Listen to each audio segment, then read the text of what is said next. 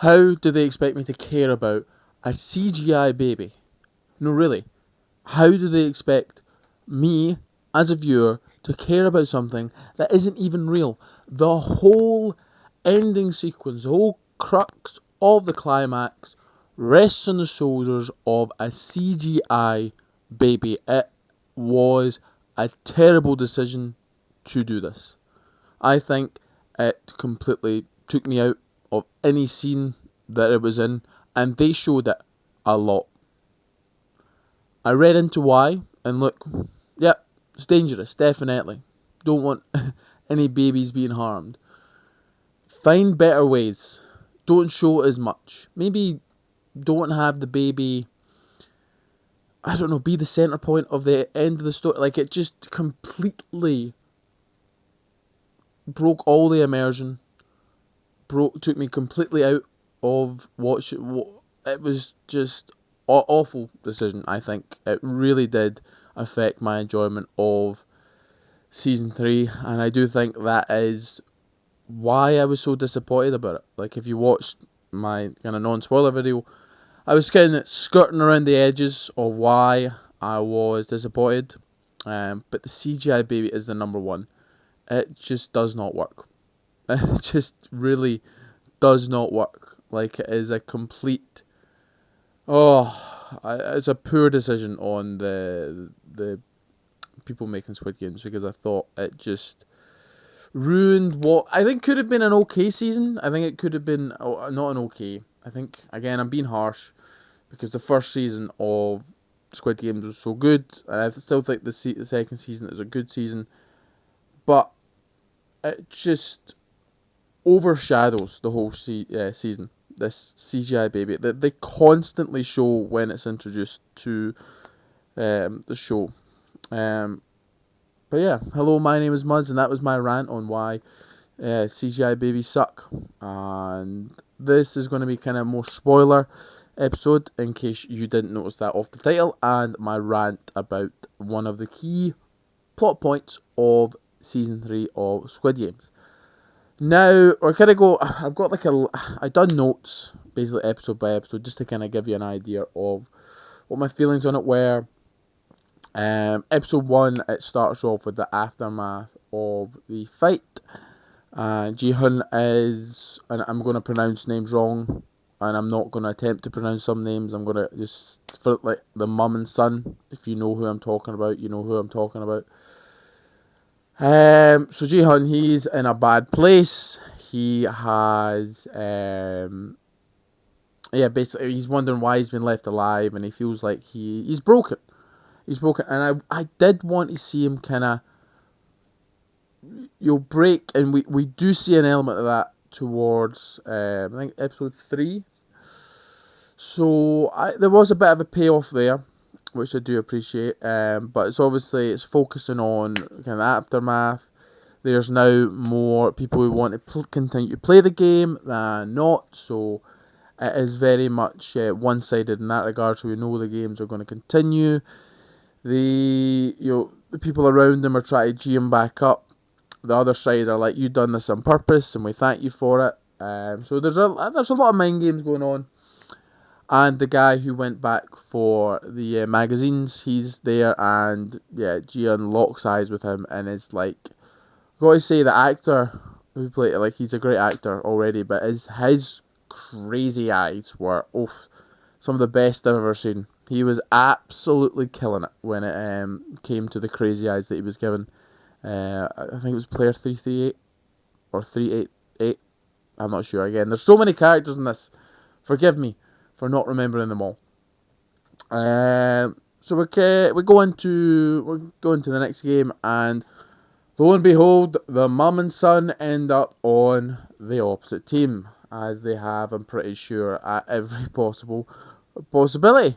And yet it is it's predictable, and that was, I guess, one of my main critiques of this series, is that it just became a bit predictable, a bit formulaic. You knew most of the there was one that caught me off guard, but most of the character deaths or the kind of twists I did see coming. But anyway, so it's hide and seek, and the difference is that the seekers have a key. The seekers really got a bum deal in all this, I think, actually. They really did. Because they need to find the exit, and you find out the exit needs 3 keys. They're only given 1 key, so it's a bit like you need to team up. You can't be in it for yourself. And the Reds, they have knives, and they're just to seek out the people and, yeah, kill them. And that's how they pass into the next round, if you like. They have to kill someone in the blue team. So Ji-hun, he is in the red team. The Thanos' sidekick, he's in the red team. The spoilers, the father of the baby is in the red team. Who else of any significant note? The son is in the red team. That's a big point in this. And the rest of them, kind of 3 women, are in the blue team. Try to think of the magazine guy, the scared guy, 388. He's in the blue team, and that's where the conflict between Ji-hun and him comes. He's looking for him. We've actually ventured into episode 2 now, which I was going to stop and look at my notes, so I'm going to do that quickly. So yeah, it kind of went into a wee bit of episode 2, but I will say this game felt quite weak, and just from a spectacle point of view, but I guess it was going for that more psychological approach, which I did think they done some good payoffs with it, and some predictable ones. So the Blues are hiding, the Reds are seeking them, and I will say the fighting scenes in this are pretty claustrophobic, like pretty rough, like really, especially with Soon Park, player 120. Like, she gets a few brutal fights, and she comes off as one of the stronger players during this game. And one of the things that annoyed me was there was too many close calls between 4, 5, 6. I just forgot his name because there's so many names to remember. Ji-hun. Again, if I'm getting this wrong, I apologise. Ji-hun and the guy who forgot the magazines, the coward. It's just too many like close calls. Like they show him like Ji-hun turn the corner and then he comes around the corner, and I don't know if it's done. It just comes off as a bit like, oh, okay, we get it. And they do this like 3, 4, 5 times, and you're like, right, just let them find each other. Which they eventually do. I will say one of the more entertaining characters is a religious woman.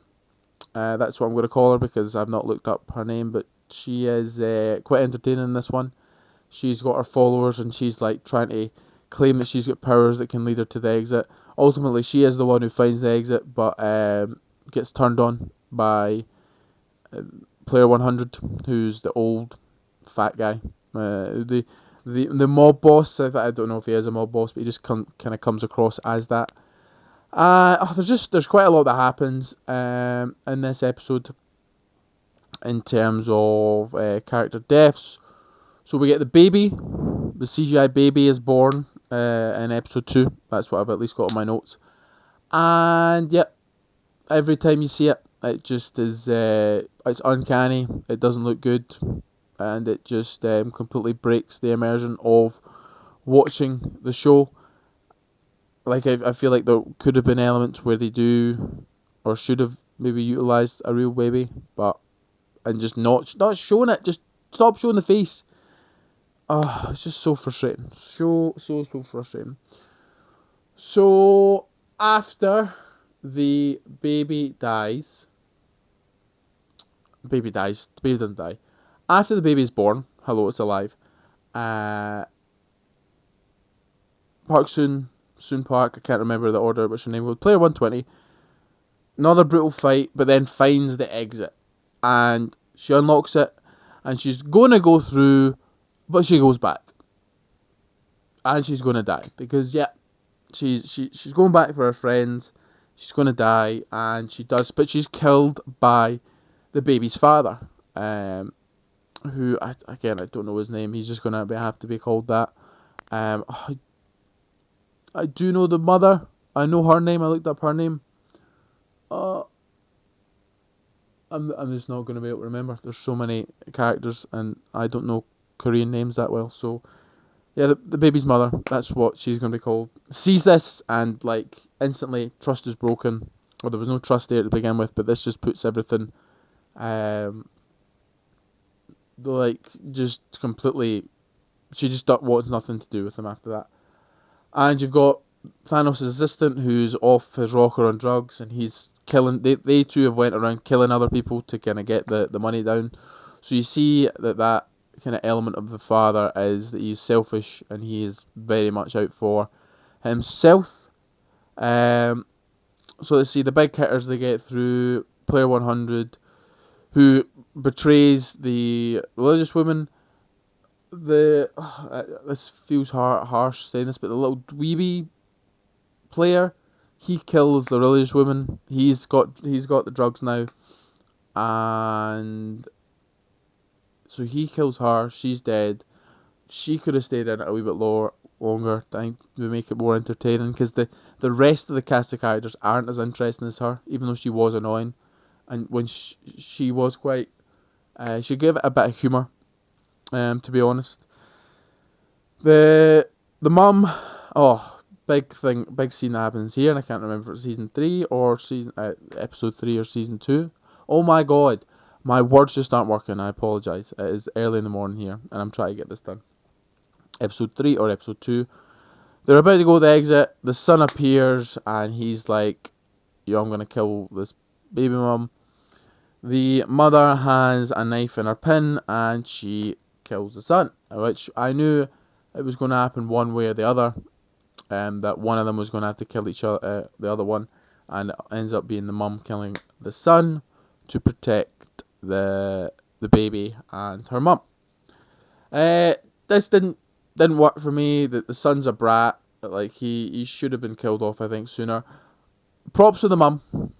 I think she is by far and away has the best acting moments in this. Like some of her moments are just quite tear jerking and really impactful.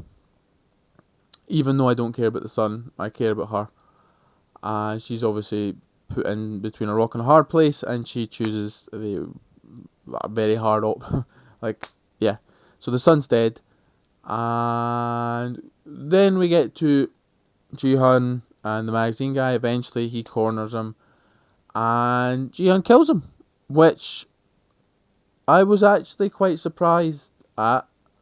That was one thing, because I thought it was going to be the classic, he's going to choke him out for a bit and then he's going to stop. But they actually went through with Ji-hun winning what she needed to do to progress. So that was an interesting bit of character development there. But then I think after it he realises what he's become. Ultimately, he becomes a lot more reserved in the season, which I felt was a poor decision, because he is the one we care about. He is the guy that we want to see do well, but he's kind of relegated to the other characters, especially during the final episode, which I will get on to. I think that's all the major points from the hide and seek game, if I am remembering it all correct. But yeah, that sounds about right. So we're going to check out my notes for episode 3. Okay, so episode 3, kind of the aftermath of hide and seek. The VIPs are here, and if you watch my non-spoiler episode, you will know that I do not like them. That's the point, but I don't like the way they're written. They just come across as very cartoonish, very, like, we get it, they're bad people, but just the things they say, and they're just, so over the top with how evil they are. Like, you feel like every line should be followed with an evil laugh. It's that corny, and it's just like, yeah. And it was the same in season 1, if what I remember, and I guess they're maybe try make distinctions between the two worlds and how just in their own reality that they are, but it's just like, yeah, we get it. We do get it. So we see who's left. Ji-hun, is handcuffed again, and the mum has a really, kind of probably one of the most emotional scenes in the season, if not the most emotional, where she pours her heart out to Jihan about being a mother and asks him to protect the baby, and you're like, why? And she ends up unaliving herself, which was the first shock, I will say. In hindsight, it probably was on the wall with what she was asking, but she hangs herself, and it's actually quite. It's just like the camera's kind of panning to Jihan, and then in the background is her hung on the side of the bed, which I thought was and she was again another character that I actually think that was the right place for her to kind of go out with killing her son. She didn't really have anything to live for anymore, and she can't. She's ashamed of what she's done, So it's never nice, but I thought she was one of the stronger characters within the season 2 and season 3. Like, I enjoyed her. She wasn't annoying, because I thought she was going to be annoying at first, but she became a very strong player within the game, almost like a mother figure for everyone to look up to. And I thought, that was the first time it kind of got me in terms of like a surprise. I thought, I genuinely didn't see that coming. And CGI baby show more. Then we have a CGI dog. Oh yeah, the stuff that's going on out. We find out that they're trying to figure out Captain Park, the guy who's been shown where the islands are. He's not very. Yeah, they're trying to prove that he's not a nice person. So they go to his house. They get arrested. They phone Captain Park, and the police just wouldn't do this. Like, the guy was like, "Oh, what was the burglar's name?" And he told him his name. And went into detail what they were doing. And I was just like, surely the police wouldn't do that. Like, it's under investigation, you won't know these details. So that felt a little bit forced. And then Captain Park kills the people on the boat. And the detective, again, I looked up his name, I've forgotten it, ends up killing Captain Park and realising where the islands are, because Captain Park gave away that they wouldn't be in a section, and the detective's like, they would be in that section. So I think season 3 again, episode 3, ends with the reveal of the next game, which is jump rope. And when they get the set design right, they get it right. I thought the hide and seek they were going for obviously a lot more different kind of game, a lot more claustrophobic. This one is grand. It's two giant figurine children who have a jump rope, and you've got to get across the jump rope. It's really well done. Oh, the baby's mum has fractured her ankle. Oh, in hide and seek. Sorry, that becomes a key plot point as we go on. So let me check my notes. So I've wrote down episode 4, jump rope game entertainer, and it was definitely provided, kind of harkening back to a bit of the kind of the glass bridge, where you've got people like going first and then trying to decide who's going first. And Jihan goes first with the baby, so he gets the baby across. He does it, puts the baby at the other side. The baby is now in the game, voted for by the VIPs, which, okay, like, surely some humanity would prevail there, but nope. They're evil. They really want you to know that they're evil. So yeah, the game was entertaining. There was some the mother and father have a little conversation, and the mother's like, I don't want anything to do with you.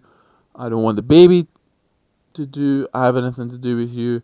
So that becomes a point later on. Any notable ones who die? Oh, and I figured out what I had. Jun Hee is the mother's name. She ends up killing herself because she's not going to get across. We knew it was going to happen. I did this one, and again, I didn't feel as attached to her as I did the mum. Like, and you've just done a character unaliving, so it was a bit like, did we really need 2 back to back? What else have I got? So episode 4, where I kind of talk about that happens where the police reveal that the Captain Park dies. So this was a good scene. The masked man reveals himself to Junhee. Oh my god, player 456. Sorry, there is so many names, and I'm not doing well with the names. So he reveals himself as obviously he was in the game previously, and he gives player 456 a knife to go and kill the rest of the surviving players. He is at this point recruiting him the way he was recruited as to be the front man. I believe it's a test.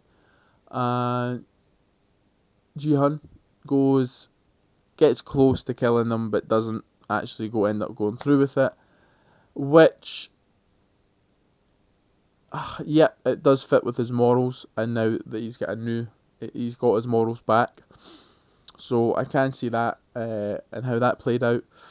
And I think that's all I've got for. Oh, there's only 8 of them left, so you've got the father, Ji-hun, you get player 100, you've got the wee dweeb guy. So apologies for keep calling him that, but I just have no other name for him. And then 4, this crazy, intense kind of alpha male is introduced late into the season, and he becomes a kind of key part in the last 2 episodes. So it's revealed that, as I said in episode 5, like the front man was recruited in a similar way to the way he's tried to recruit Junhao. He's given a knife while the others are sleeping, and he's told if he goes and kills them, then he will win the game. And the baby is now taken over from the mother, so the baby is definitely in the game. The final game is with so it's 3 the 3 shapes of the organisation, and you basically push someone off. It's King of the Hill, essentially. So there's essentially 5 on 3 as the 5 kind of guys, the alphas of the group, if we're going with that, agree, and it's okay as an ending, as an end game, but like my main thing is Ji-hun's just so inactive through all of it, and he's such a he doesn't really get his moment until the final scene, until the final kind of shape where they're trying to vote off, and it's mainly focused on them, the kind of 5 guys who are deciding what to do with these people, and it's just like we're not focusing on our main characters. These are side characters. We should be focusing on them, and we're not, and it kind of falls flat.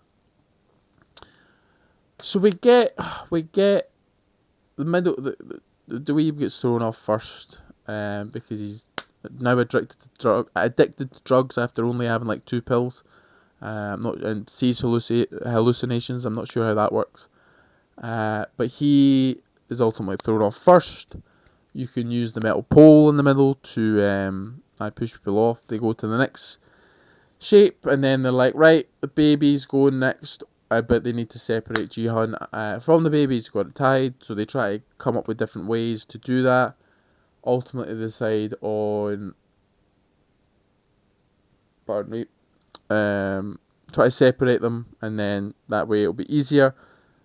Otherwise, if they push them both off together, then one of them will need to die, and they will kind of pick the weakest out of them. So Ji-hun, that's one thing Ji-hun does, play them against each other in that kind of way. He's like, they'll go for the weak, and you're the weak. So they come up with a plan, but ultimately the father of the baby comes in and pushes off one of his teammates, and he reveals that he is the father of the baby.